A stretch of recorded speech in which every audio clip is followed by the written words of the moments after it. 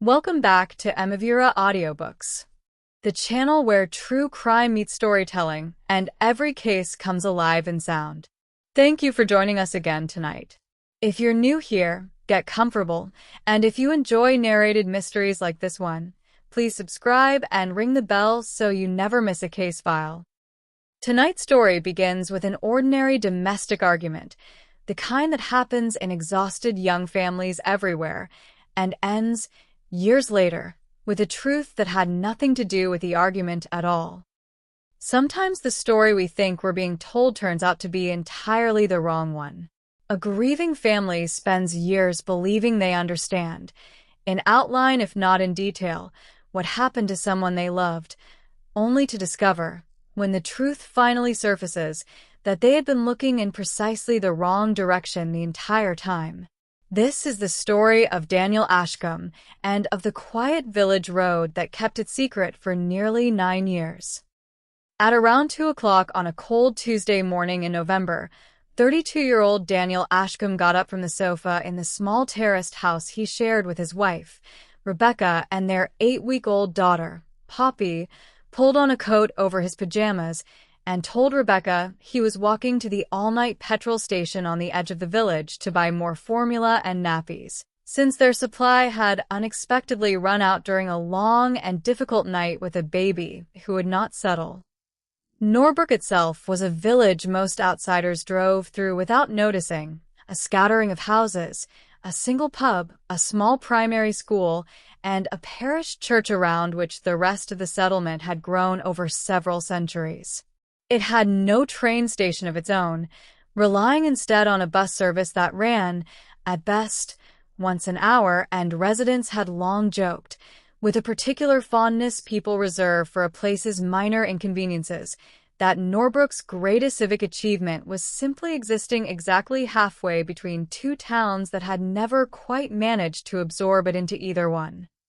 The walk should have taken Daniel no more than 25 minutes there and back, along a quiet stretch of the B Road that ran through the village of Norbrook, a small settlement of around 3,000 people in the fictional county of Ashmore, roughly equidistant between two larger towns. It was the only road connecting the Ashcombe's modest housing estate to the petrol station, poorly lit outside the immediate village center, bordered on both sides by hedgerow and the occasional farm gate, and rarely used by traffic at that hour of the night. Rebecca has since spoken, with the particular candor that only comes years after an event, about how ordinary that argument truly was in the context of new parenthood, the kind of low-grade, circling disagreement that exhausted parents have every single night without ever imagining it might be the last conversation they have with their partner. She has said she wants people to understand this specifically because in the aftermath, before the truth about Gareth Pell emerged, there were moments when she wondered whether some outside observer might look at that argument and see something more sinister in it than what it actually was. Two overwhelmed people both trying their best, disagreeing about something that, in hindsight, mattered so much less than either of them believed at the time. The evening had not been an easy one in the Ashcombe household. Poppy, born 8 weeks earlier, had been colicky and difficult to settle almost from birth, and Daniel and Rebecca, both first-time parents running on cumulative weeks of interrupted sleep, had argued that evening, not for the first time, about how best to handle her crying. Daniel, exhausted and worried that something might be medically wrong, wanted to take Poppy to the emergency doctor first thing in the morning. Rebecca, exhausted in her own way and increasingly frustrated by what she felt was Daniel's tendency to catastrophize, insisted the health visitor had already confirmed there was nothing wrong and that Poppy simply needed time to settle into a routine. The argument had not been especially severe by the standards of new parenthood, and both later agreed, in every interview given in the years that followed, that they had more or less resolved it, or at least set it aside, by the time Daniel left the house for the petrol station. Daniel and Rebecca had met 4 years earlier at a mutual friend's wedding, and had married 2 years later in the same small church where Daniel had been christened as a baby. Daniel worked as an electrician for a firm based in the neighboring town, a job his colleagues would later describe him as quietly excellent at, and Rebecca had taken a career break from her position as a primary school teaching assistant when Poppy was born, intending to return part-time once Poppy was old enough for nursery. Friends of the couple have since described their marriage, without exception, as a genuinely happy one, strained in the ordinary and temporary ways any new baby strains a young marriage, but never in any way that suggested deeper trouble. Rebecca fell asleep, finally, with Poppy on her chest, sometime after Daniel left. She woke a little after 4 to find that Daniel had not returned and that his phone, when she called it, rang out unanswered in the next room, where he had apparently left it charging on the kitchen counter before setting out, an oversight, in his sleep-deprived state, that would complicate the search for him considerably in the hours that followed. Rebecca has said the hours between 4 in the morning, when she first realized Daniel had not returned, and 6:30, when a police officer arrived at her door, remain the most disorienting stretch of time in her entire life, not because she suspected the worst immediately, but precisely because she didn't, spending those hours convincing herself of an escalating series of mundane explanations. He had run into a friend. His phone had died before he left. He had decided to walk the long way round to clear his head after their argument. She has said she still, all these years later, cannot fully explain why she waited until nearly 6 to call anyone beyond Daniel's own phone, other than the particular, stubborn optimism of new motherhood, which she has described as a state in which catastrophic thoughts feel almost superstitious to entertain, as though naming the fear might somehow summon it. Daniel Ashcombe's body was found at 6:40 that morning by a dairy farmer named Wesley Pruitt, driving his tractor along the B road toward his herd's early milking, lying in the drainage ditch that ran alongside a particularly poorly lit stretch of road roughly halfway between the Ashcombe's estate and the petrol station. He had suffered catastrophic injuries consistent with having been struck by a vehicle at speed. The initial response treated the death as what it most plainly appeared to be, a tragic road traffic collision, almost certainly involving a driver who had failed to see a pedestrian walking at 2 in the morning, along an unlit road with no footpath. Officers from the Ashmore Constabulary's Road Policing Unit conducted an examination of the scene, recovering fragments of a vehicle's headlamp casing and a small quantity of red paint transfer from the ditch's edge, and appealed publicly for any driver who had been on the Norbrook Road that night to come forward. No one did. In the days immediately following Daniel's death, the appeal for witnesses was repeated in the regional press and on local radio, accompanied by a description of the vehicle likely involved based on the recovered fragments, an older model red hatchback, likely bearing fresh front-end damage. Ashmore Constabulary received 41 calls in response, the vast majority reporting sightings of red hatchbacks that, upon inspection, showed no relevant damage or could be conclusively accounted for elsewhere. Officers visited 18 separate addresses across the county in the investigation's first month alone, examining vehicles and interviewing owners, without finding a single vehicle that matched the physical evidence recovered from the scene. Each of those visits, Detective Sergeant Hogreave has since recalled, carried its own small, private weight, arriving unannounced at a stranger's home to examine their car for evidence of having killed a man, watching the specific mixture of confusion, indignation, and occasionally fear cross an innocent owner's face before the visit's purpose had even been fully explained. He has said that the sheer volume of ordinary, blameless people the investigation necessarily inconvenienced in its early weeks was one of the aspects of the case he found hardest to reconcile with afterward, even having understood, professionally, that such thoroughness was exactly what the case required. Wesley Pruitt, the farmer who found Daniel, has said the discovery changed the way he drove that same stretch of road for the rest of his working life, always slowing well below the speed limit past the exact spot regardless of the hour or the weather, a habit his own grown children have since told him they noticed and quietly adopted themselves without ever being asked to. The investigation that followed, treated, in its early stages, as a hit-and-run inquiry rather than a homicide investigation, since there was no reason at the time to suspect deliberate wrongdoing beyond a driver's failure to stop, ran into difficulty almost immediately. The road had no CCTV coverage of its own, and the nearest camera, mounted outside a farm shop nearly a mile from the scene, had captured only a handful of vehicles passing in the relevant window,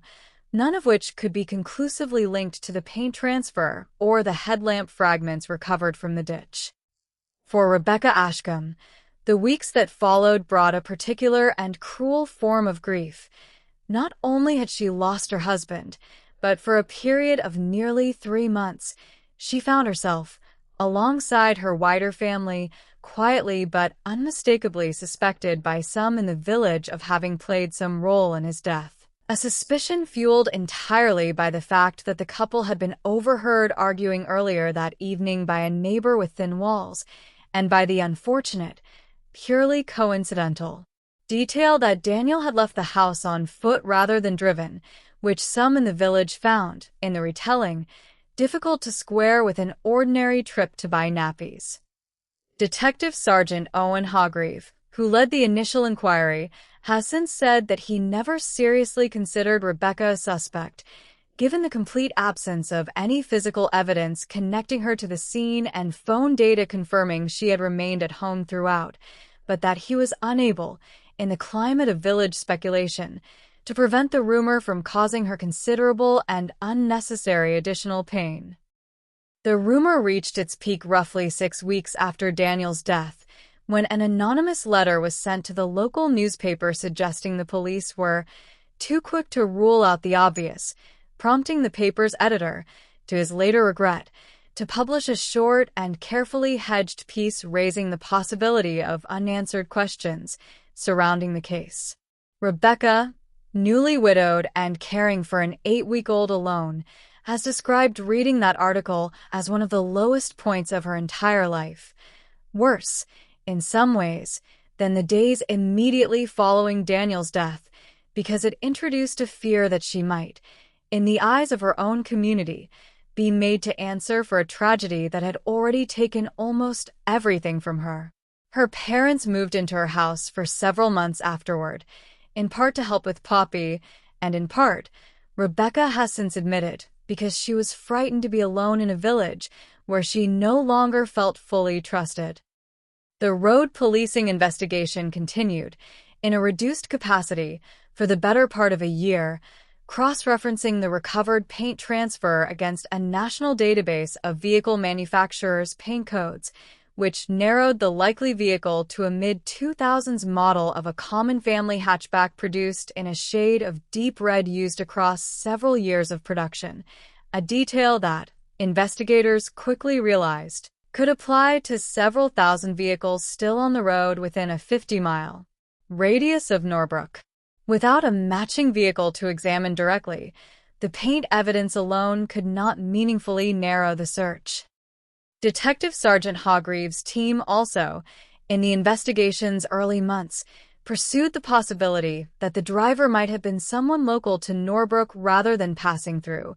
reasoning that a stranger to the area would have had little reason to be on such a minor, poorly signposted road at 2 a.m. This line of inquiry led investigators to compile a list of every red hatchback of the relevant make and production years registered to an address within the village and its immediate surroundings, a list that ran to over 30 vehicles. Each was inspected in turn over a period of nearly 4 months. Gareth Pell, who at the time lived some 15 miles outside the search radius investigators had defined, having only moved to the area 2 years after Daniel's death, was never included on that list, and his name did not surface in the investigation at any point during its first 8 years.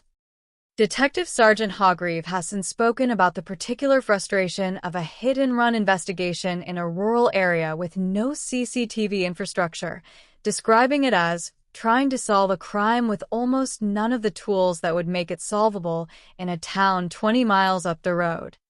He has said that the case became, for him personally, something of a quiet obsession during its dormant years. He kept a printed copy of the case summary in his desk drawer long after being reassigned to other duties, pulling it out every so often simply to reread it, hoping some detail he had missed might finally present itself on a fresh read. The case was formally reclassified as unsolved just over 14 months after Daniel's death, though it remained, on paper, an active investigation reviewed periodically by the Ashmore Constabulary's cold case team. Rebecca, left to raise Poppy alone, has since described those years as ones in which grief and unanswered questions became almost indistinguishable from one another. She did not know, she has said, whether to grieve an accident, a crime, or simply the unbearable randomness of her husband being struck down on an ordinary walk to buy nappies for their daughter. She returned to work part-time when Poppy turned 2, and by all accounts rebuilt a version of ordinary life around the edges of an absence that never fully closed. She marked Daniel's birthday every year with a small ritual of her own devising, a walk along the Norbrook Road itself, regardless of weather, ending at the spot marked by a small wooden cross that Daniel's father had placed in the verge in the days after his death, and which Rebecca maintained, repainting it each spring. For the entire 9 years the case remained unsolved. The case was reopened, unexpectedly,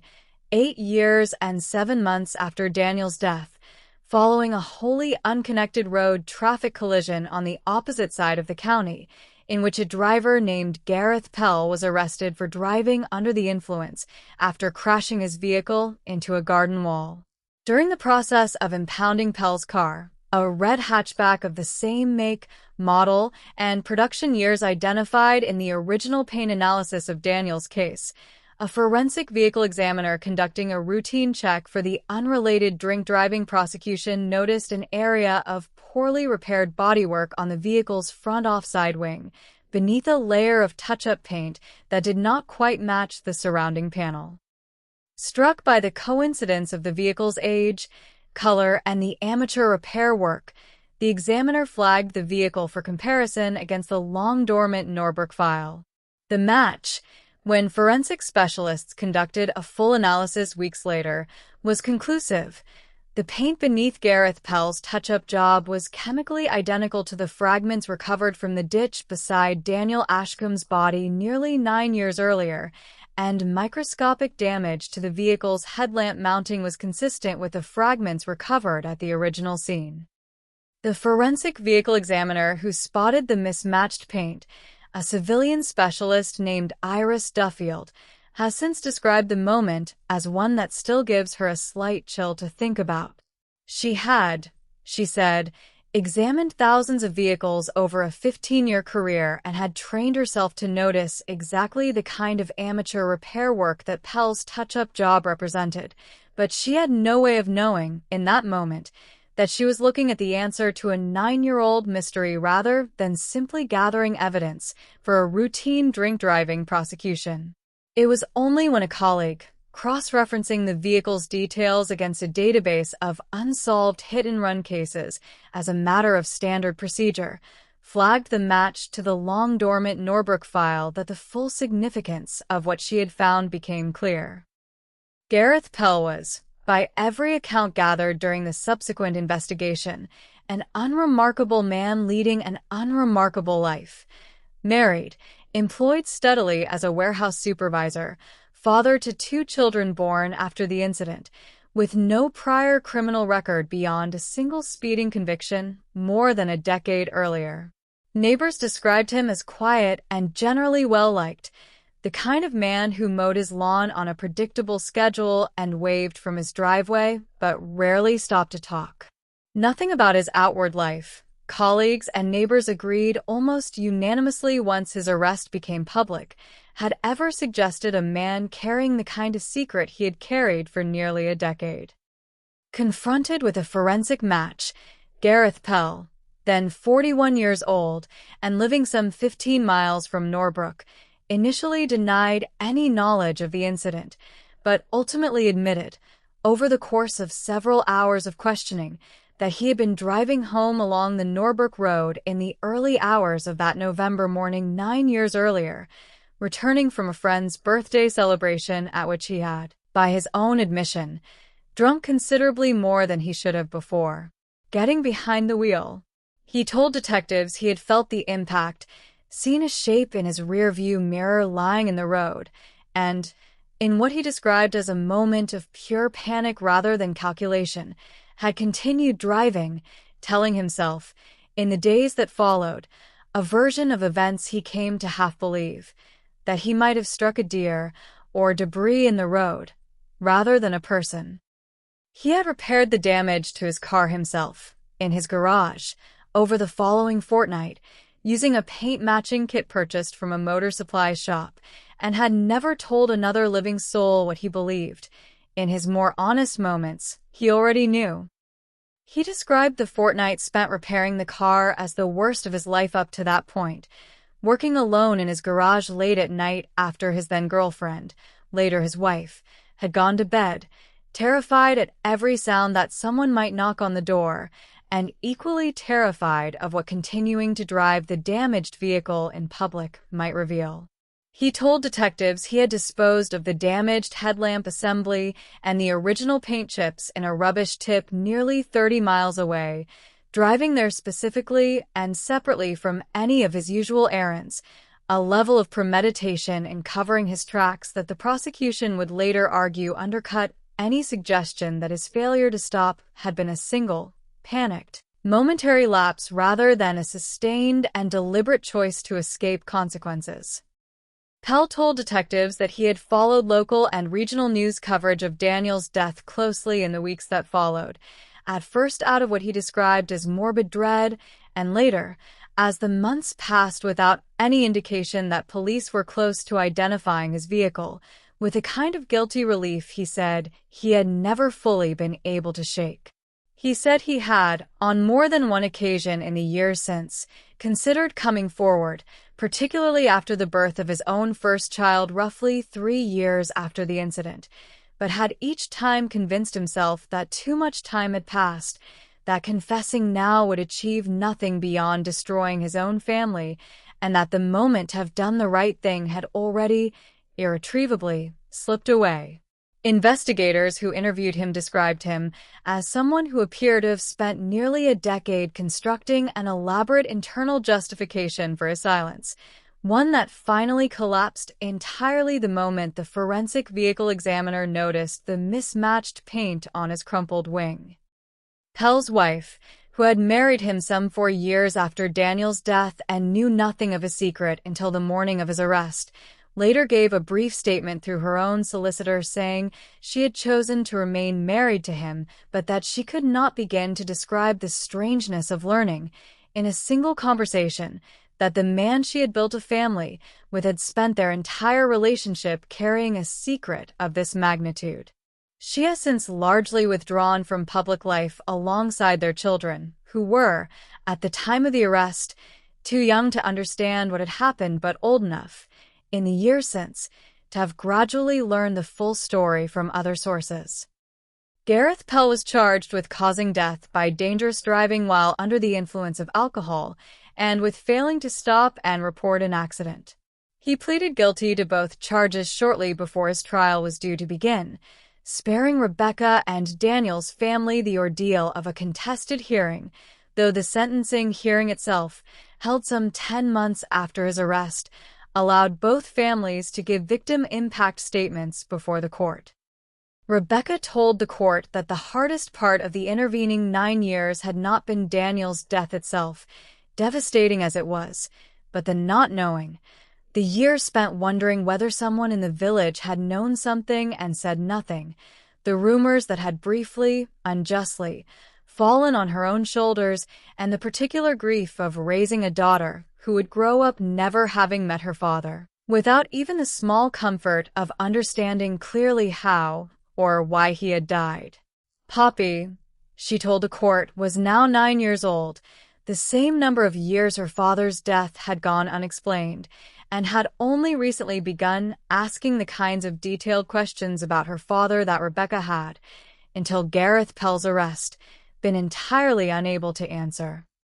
Daniel's own mother, Judith Ashcombe, gave a separate statement describing the particular cruelty of having spent 9 years attending an annual Camelot vigil organized by the village in her son's memory, without ever being able to tell the gathered crowd anything more concrete than that we still don't know. A sentence she said she had come to dread more than almost anything else connected to her grief. She told the court that Gareth Pell's guilty plea had not restored her son to her, and would not undo 9 years of unanswered vigils, but that it had, at last, allowed her to stop calling his death a mystery and start calling it, plainly, what it always had been,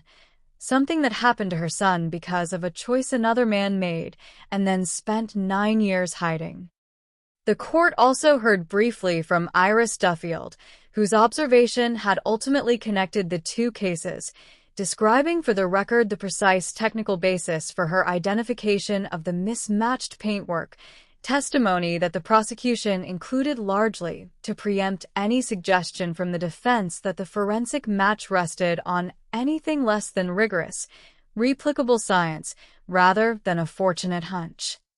The judge, sentencing Pell to 11 years imprisonment, told him that his decision to drive home rather than call for help had transformed what might have been, however tragically, a genuine accident into something considerably graver: a young father left to die alone in a roadside ditch, and a family left for nearly a decade without answers that Pell alone had possessed the entire time. Pell wept throughout the sentencing and has since, through his solicitor, expressed what Rebecca has described as the kind of apology that comes 9 years and 1 court order too late to mean very much, though I suppose it's better than nothing at all. Detective Sergeant Hargreave attended the sentencing hearing himself, more than a decade after he had first walked the ditch beside the Norbrook Road as a younger officer. He has said that seeing the case finally reach a courtroom, however long it took, was one of the most quietly satisfying moments of his career, tempered immediately by the recognition of how much suffering had unfolded in the years the case sat unsolved. Suffering he has said he still, in his own way, feels some professional responsibility for, even though he knows, rationally, that no amount of additional effort on his part could have produced the vehicle before Gareth Pell's own unrelated mistake finally delivered it into police hands. Cases like this one raise an uncomfortable question that Detective Sergeant Hargreave has returned to more than once in the years since. How many other unsolved hit-and-run cases across the country are sitting, much like Daniel's, in a filing system waiting for an entirely unrelated stroke of chance, another driver's later, unconnected mistake, to finally bring them back into the light? Ashmore Constabulary has since introduced a policy of routinely cross-referencing the vehicle details of anyone arrested for a driving offense against its full historical database of unsolved hit-and-run cases involving matching vehicle types, a change directly prompted by the way Daniel's case was ultimately solved, and one that has, in the years since, led to the resolution of at least 2 further long-dormant cases elsewhere in the county. The policy is now referred to informally within the force as the Ashcombe Protocol, a name Rebecca has said she finds both strange and quietly comforting whenever she hears it. Strange because it reduces 9 years of her family's grief to a procedural shorthand, comforting because it means Daniel's death, entirely without his choosing it, has gone on to prevent other families from enduring the same prolonged uncertainty hers did. The parish council campaign Rebecca led drew support from well beyond Norbrook itself, attracting attention from regional road safety charities and, eventually, a modest contribution from the county council's rural infrastructure budget that covered roughly half the cost of the new lighting and footpath. Rebecca has said that channeling her grief into a concrete, achievable project during the years the case remained unsolved gave her a sense of purpose she badly needed, and that seeing the streetlights finally switched on for the first time, on a cold evening almost exactly 10 years after Daniel's death, remains one of the proudest moments of her life, entirely separate from, and in some ways more meaningful to her than, the conviction itself. Norbrook installed its first stretch of street lighting along the B Road within a year of Gareth Pell's conviction, funded through a parish council campaign that Rebecca herself helped lead, alongside a lowered speed limit and a new pedestrian footpath separating walkers from passing traffic. Changes that came, as she has pointed out more than once in local media interviews, 9 years too late for Daniel, but that she hopes will prevent another family from living through anything resembling what hers endured. The village's earlier suspicion of Rebecca in the weeks following Daniel's death has become, in retrospect, a source of quiet shame for some of the residents who once entertained it. The editor who published the anonymous letter's contents in the local paper wrote a personal apology to Rebecca following Gareth Pell's conviction, which she has said she appreciated but did not feel obligated to accept or reject, describing her relationship with much of the village in the years since as one of polite, permanent distance, rather than open resentment.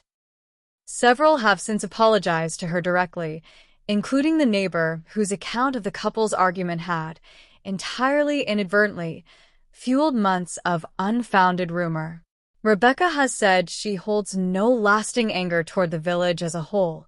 though she has been candid that the experience taught her something uncomfortable about how quickly a grieving person can become a suspect in the eyes of people who mean, for the most part, no real harm, simply because uncertainty is harder for a community to sit with than a story, even an unfair one.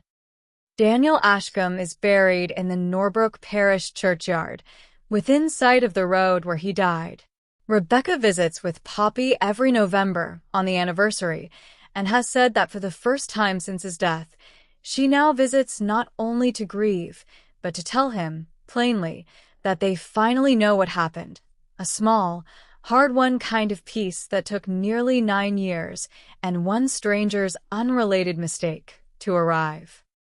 Judith Ashcombe, Daniel's mother, attended every day of Gareth Pell's sentencing hearing, seated a careful distance from Pell's own family across the courtroom's aisle. She has since said that watching Pell's wife weep during the proceedings stirred in her an unexpected and unwelcome compassion she had not anticipated feeling, alongside the anger she had expected and felt entitled to, a complexity of emotion she has described as one of the harder things the whole ordeal forced her to sit with,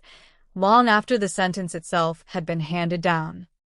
Poppy, now approaching her 10th birthday, has begun helping her mother repaint the small wooden cross on the Norbrook Road each spring, a task Rebecca has said she intends to hand over to her daughter fully in the coming years, so that the remembering, in time, becomes something Poppy carries forward in her own way rather than something she simply inherits secondhand from her mother's grief. Rebecca has said, in the only extended interview she has given since the trial, that she hopes Poppy will grow up understanding not the details of how her father died, which are grim and largely beside the point,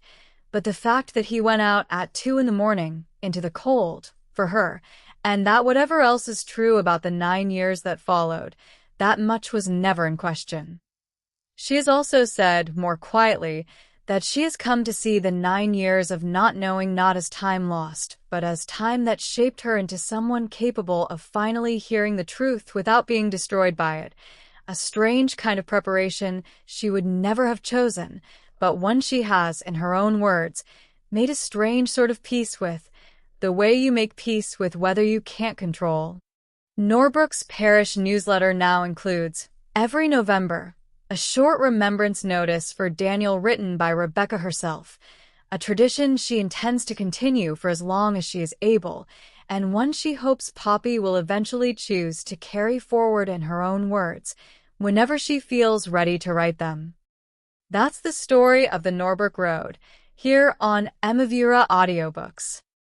Thank you for spending this time with us. This is Emavira Audiobooks, signing off. Stay curious, stay safe, and we'll see you in the next story.